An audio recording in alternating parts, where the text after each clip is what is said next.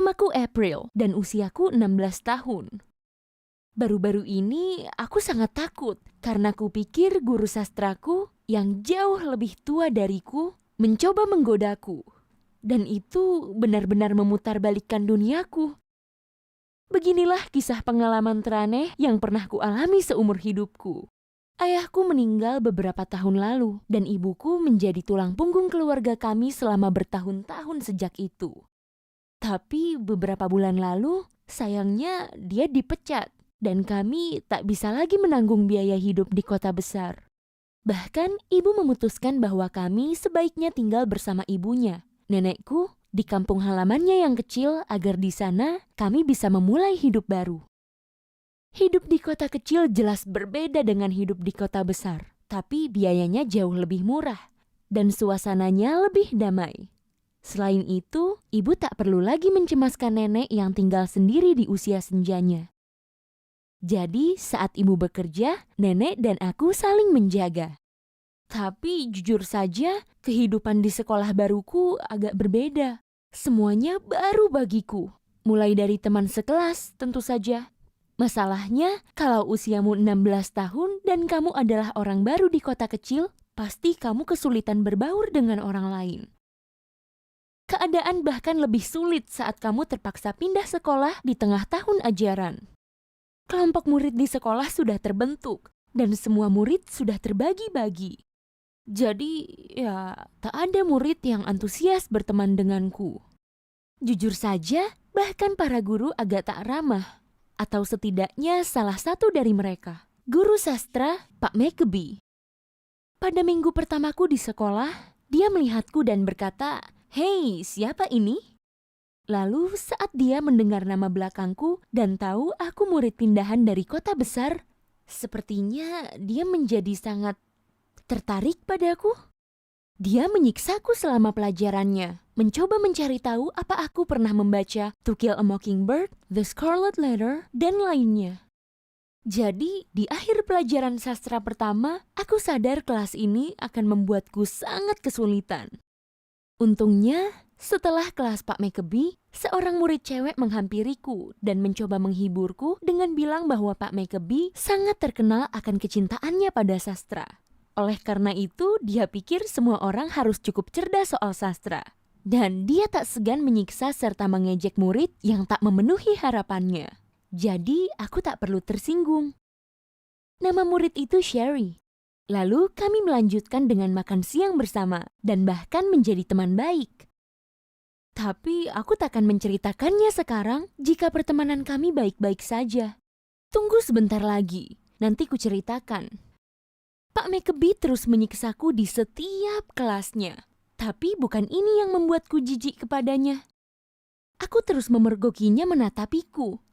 Harus kuakui, ini tak mengherankan jika dilakukan saat kelas sastra. Tapi beberapa kali, kulihat dia menatapku misalnya saat makan siang atau lewat jendela kelasnya ketika aku di lapangan.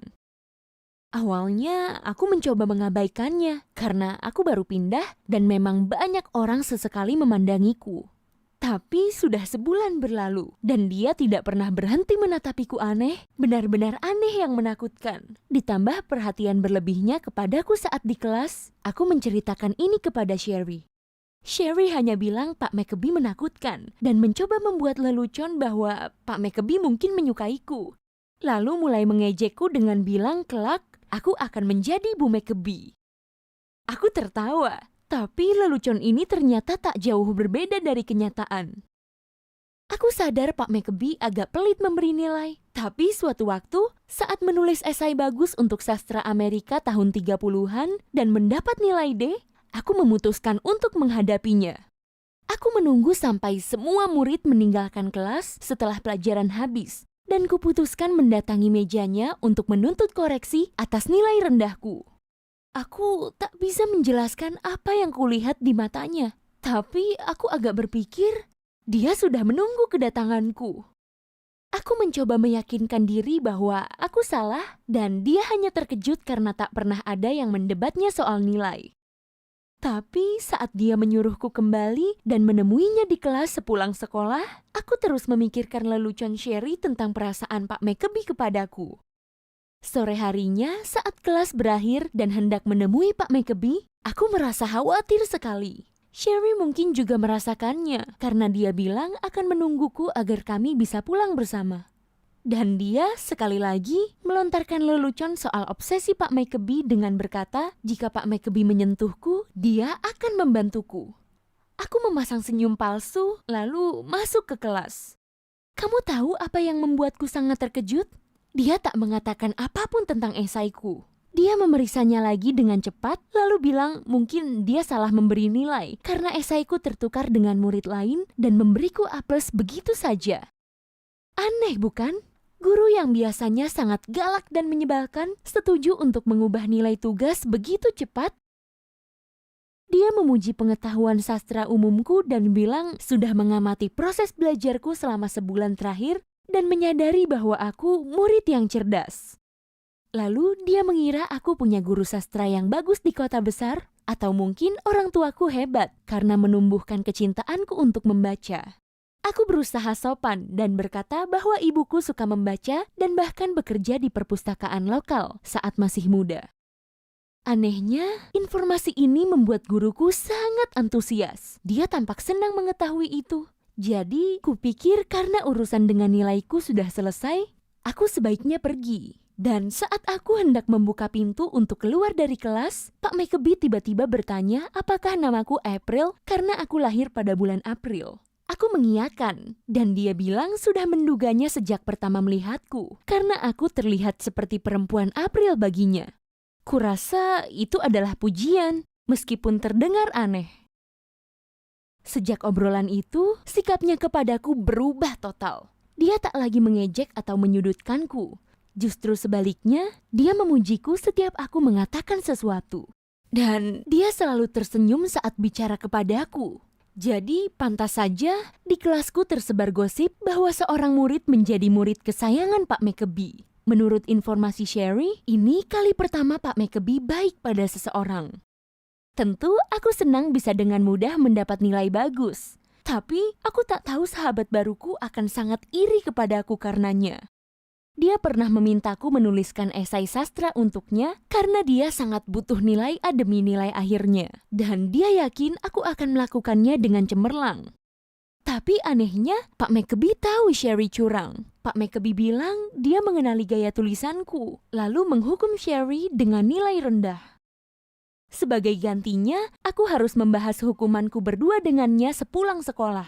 Sherry marah karena itu. Jadi, dia tak mau duduk denganku saat makan siang. Dan setelah itu, ku dengar beberapa siswi berbisik bahwa aku ada main dengan guru sastraku. Tentu saja, aku marah besar kepada Sherry. Tapi kupikir guru bodoh itulah yang bisa dibilang merusak hidupku karena sifat mesumnya. Aku marah sekali. Aku siap menanyakan langsung kenapa Pak McAbee memperlakukanku dengan spesial. Dan saat aku pergi untuk membahas hukuman, dia tampak sangat antusias dan senang melihatku. Sampai aku kebingungan.